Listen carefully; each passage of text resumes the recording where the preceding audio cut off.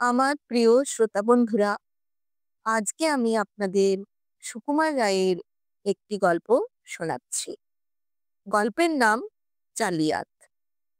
শুনতে থাকুন আজকের গল্প জালিয়াত। শ্যামচাঁদের বাবা কোনো একটা সাহেব অফিসে মস্ত কাজ করিতে। তাই শ্যামচাঁদের পোশাক পরিচ্ছদে রকম সকমে কায়দার অন্ত ছিল না। সে যখন ১.৫ বিঘত চওড়া কলার আটিয়া রঙিন ছাতা মাথায় দিয়া নতুন জুতার মচ মচ শব্দে গম্ভীর চালে ঘাড় চাইয়া স্কুলে আসিত, তাহার সঙ্গে পাগড়ি বাঁধা তকমা আটা চাপরাশি এক রাজ্যের বই ও টিফিনের বাক্স বহিয়া আনিত, তখন তাহাকে দেখাইত ঠিক যেন টিখম ধরা ময়ূরটির মতো। স্কুলের ছোট ছোট ছেলেরা হাঁ করিয়া অবাক হইয়া থাকিত, কিন্তু আমরা সবাই এক বাক্যে বলিতাম জালিয়াত। বয়সের হিসাবে শ্যামচাঁদ একটু বেটে ছিল, পাছে কেহ তাকে ছেলে মানুষ ভাবে এবং যথোপযুক্ত খাতির না করে, এই জন্য সর্বদাই সে অত্যন্ত বেশি রকম গম্ভীর হইয়া থাকিত এবং কথাবার্তায় নানা রকম বলচাল দিয়া এমন বিজ্ঞের মতো ভাব প্রকাশ করিত যে স্কুলের দারোয়ান হইতে নিচের ক্লাসের ছাত্র পর্যন্ত সকলেই ভাবিত, না, লোকটা কিছু জানে। শ্যামচাঁদ প্রথমে যেবার ঘড়ি চেয়ে নাকিয়া স্কুলে আসিল, তখন তাহার কাণ্ড যদি দেখিতে, ৫ মিনিট অন্তর ঘড়িটাকে বাহির করিয়া সে কানে দিয়া শুনিত ঘড়িটা চলে কিনা। পাড়েজি দারোয়ানকে রীতিমতো ধমক লাগাইয়া বলিত, এই ও, স্কুলের ক্লকটাকে যখন চাবি দাও তখন সেটাকে রেগুলেট করো না কেন? ওটাকে অয়েল করতে হবে, ক্রমাগতই স্লো চলছে। পাড়েজির ১৪ পুরুষে কেউ কখনো ঘড়ি অয়েল বা রেগুলেট করে নাই। সে যে সপ্তাহে একদিন করিয়া চাবি ঘুরাইতে শিখিয়াছে, ইহাতেই তাহার দেশের লোকের বিস্ময়ের সীমা নাই।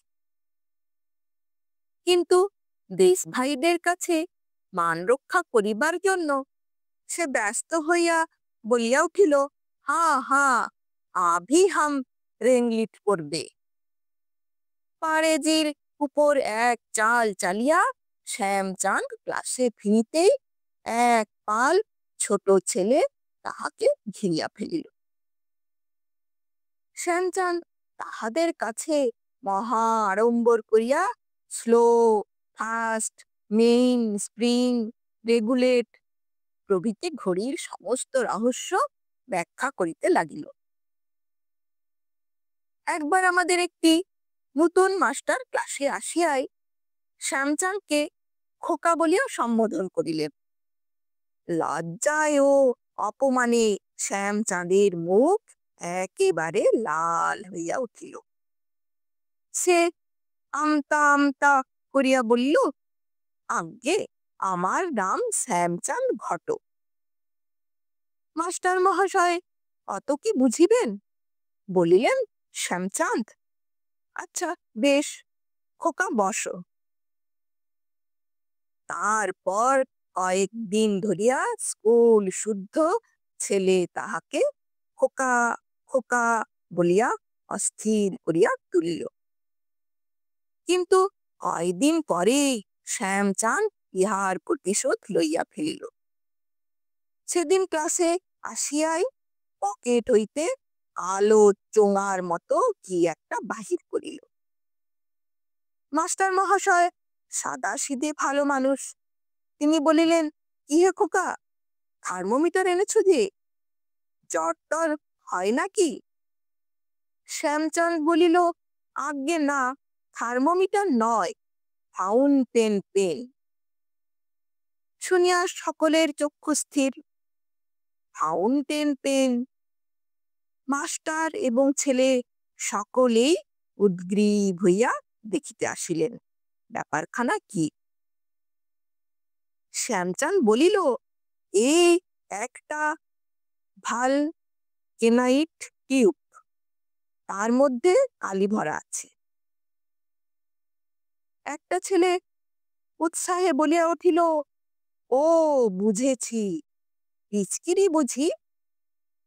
শ্যামচাঁদ কিছু জবাব না দিয়া খুব মাতব্বরের মতো একটুখানি মুচকি হাসিয়া কলমটিকে খুলিয়া তাহার সোনালি নিবখানি দেখাইয়া বলিল, ওতে ইরিডিয়াম আছে, সোনার চেয়েও বেশি দাম। তারপর যখন সে একখানা খাতা লইয়া সেই আশ্চর্য কলম দিয়া তর তর করিয়া নিজের নাম লিখিতে লাগিল, তখন স্বয়ং মাস্টার মহাশয় পর্যন্ত বড় বড় চোখ করিয়া দেখিতে লাগিলেন। তারপর শ্যামচাঁদ কলমটিকে তার হাতে দিবামাত্র তিনি ভারী খুশি হইয়া সেটাকে নাড়িয়া চাড়িয়া 2 ছত্র লিখিয়া বলিলেন, কি কলমই না বানিয়েছি, বিলিতি কোম্পানি বুঝি। শ্যামচাঁদ চটপট বলিয়া ফেলিল, American stylo and fountain pen co, Philadelphia. ক্রমে পূজার ছুটি আসিয়া পড়িল। ছুটির দিন স্কুলের উদ্যানে প্রকাণ্ড সামিয়ানা খাটানো হইল। কলিকাতা হইতে কে এক বাজিওয়ালা আসিয়াছেন, তিনি ম্যাজিক দেখাইবেন। যথা সময়ে সকলে আসিলেন। মাস্টার, ছাত্র, লোকজন, নিমন্ত্রিত, অভ্যাগত সকলে মিলিয়া উঠান, সিঁড়ি, পাঁচিল একেবারে ভরিয়া ফেলিয়াছে। ম্যাজিক চলিতে লাগিল। একখানা সাদা রুমাল চোখের সামনেই নীল, লাল, সবুজের কারিকুরিতে রঙিন হইয়া উঠিল। একজন লোক একটা সিদ্ধ ডিম গিলিয়া মুখের মধ্য হইতে 11টি আস্ত ডিম বাহির করিল। ডেপুটি বাবুর কোচম্যানের দাঁড়ি নিংড়াইয়া প্রায় 50টি টাকা বাহির করা হইল। তারপর ম্যাজিকওয়ালা জিজ্ঞাসা করিল, কারো কাছে ঘড়ি আছে? শ্যামচাঁদ তাড়াতাড়ি ব্যস্ত হইয়া বলিল, আমার কাছে ঘড়ি আছে। ম্যাজিকওয়ালা তাহার ঘড়িটি লইয়া খুব গম্ভীর ভাবে নাড়িয়া চাড়িয়া দেখিল। ঘড়িটির খুব প্রশংসা করিয়া বলিল, তোফা ঘড়ি তো। তারপর চেন শুদ্ধ ঘড়িটাকে একটা কাগজে মুড়িয়া একটা হামাল দিস্তায় দমাদম ঠুকিতে লাগিল। তারপর কয়েক টুকরা ভাঙা লোহা আর কাঁচ দেখাইয়া শ্যামচাঁদকে বলিল, এটাই কি তোমার ঘড়ি? শ্যামচাঁদের অবস্থা বুঝিতেই পারো। সে হাঁ করিয়া তাকাইয়া রইল। 2-3 বার কি যেন বলিতে গিয়া আবার থামিয়া গেল। শেষটায় অনেক কষ্টে একটু কাষ্ঠ হাসি হাসিয়া রুমাল দিয়া ঘাম মুছিতে মুছিতে বসিয়া পড়িল। যাহা হোক, খানিক বাদে যখন একখানা পাউরুটির মধ্যে ঘড়িটাকে আস্ত অবস্থায় পাওয়া গেল, তখন চালিয়ার খুব হো হো করে হাসিয়া উঠিল, যেন তামাশাটা সে আগাগোড়াই বুঝিতে পারিয়াছে। সব শেষে ম্যাজিকওয়ালা নানা জনের কাছে নানা রকম জিনিস চাইয়া লইল।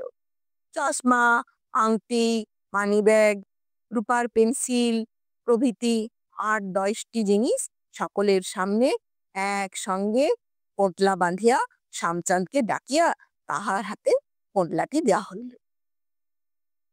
শ্যামচাঁদ বুক ফুলাইয়া পোঁটলা হাতে দাঁড়াইয়া রহিল, আর ম্যাজিকওয়ালা লাঠি ঘুরাইয়া চোখ টোক পাকাইয়া বিড় বিড় করিয়া কি সব বকিতে লাগিল।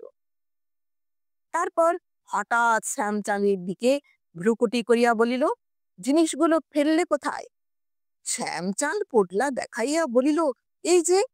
ম্যাজিকওয়ালা মহা খুশিয়া বলিল, সাবাস ছেলে, দাও পোটলা খুলে যার যার জিনিস ফেরত দাও।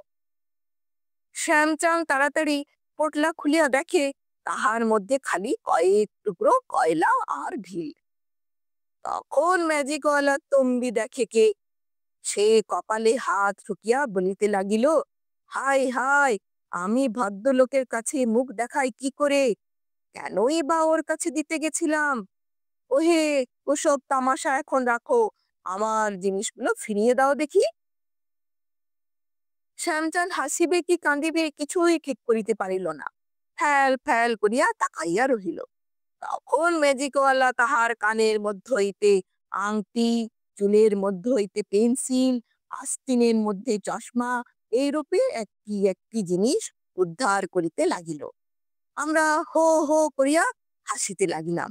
শ্যামচাঁদও প্রাণপণে হাসিবার চেষ্টা করিতে লাগিল, কিন্তু সমস্ত জিনিসের হিসাব মিলাইয়া ম্যাজিকওয়ালা যখন তাকে বলিল, আর কি নিয়েছো, তখন সে বাস্তবিকই ভয়ানক রাগিয়া বলিল, ফের মিছে কথা, কখনো আমি কিছু নেইনি। তখন ম্যাজিকওয়ালা তাহার কুটির পিছন হইতে একটা পায়রা বাহির করিয়া বলিল, এটা বুঝি কিছু নয়। এবার শ্যামচাঁদ একেবারে ভ্যাঁ করিয়া কাঁদিয়া ফেলিল। তারপর পাগলের মতো হাত পা ছুড়িয়া সভা হইতে ছুটিয়া বাহির হইল। আমরা সবাই আহ্লাদে আত্মহারা হইয়া চেঁচাইতে লাগিলাম, জালিয়াত জালিয়াত। নমস্কার, ভালো থাকবেন।